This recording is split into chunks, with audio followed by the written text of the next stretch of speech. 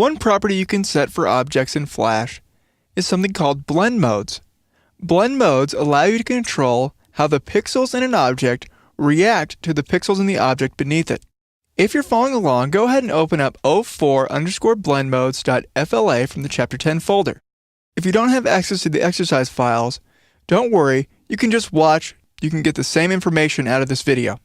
On the stage here, I have 3 movie clips, and they're all gray. Now, if you look at the color of gray, the hexadecimal value is 7D, 7D, 7D. This color is actually medium gray, so it's 50% of the way between white and black. So I'm going to go back to the main timeline by clicking Scene 1 at the top left of the screen. Then we'll take a look at how to apply blend modes. Now, blend modes are pretty complicated, and most of them are based on complex mathematical formulas. We won't go into detail about how those formulas work, or about how the pixels react with each other, but I will tell you the 3 essential blend modes that you need to be familiar with. First, there's multiply. So what I'm going to do is select this gray square, and then I'm going to apply the blend mode in the Property Inspector in the Display area. So click the Display tab to expand it, and then for blending, click the drop-down menu. Notice the dividing lines for the different blend modes. These group the blend modes into different types. Normal and layer give you pretty much the same result. The result is basically the same as if you don't apply any blend mode at all. So they look just the same as it always does.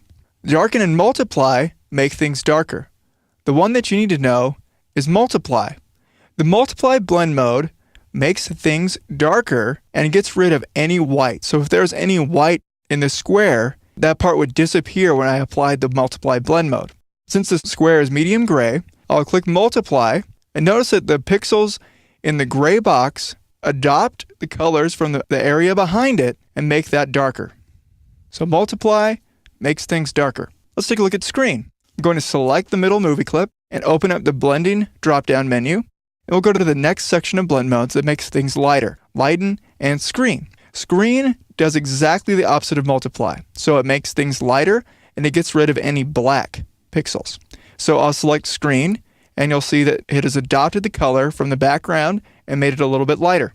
Overlay is the third type of blend mode you want to be familiar with. I'll select the overlay square, and then click the blending drop-down and go to the third type of essential blend modes, overlay and hard light. Overlay and hard light are contrast-enhancing blend modes. This means they make things that are light, lighter, and things that are dark, darker. Anything that's in the middle, like this medium gray here, will disappear. So if I select overlay, then you'll see the medium gray square pretty much disappear. For the rest of the blend modes, you can select them and experiment with them to see the different results.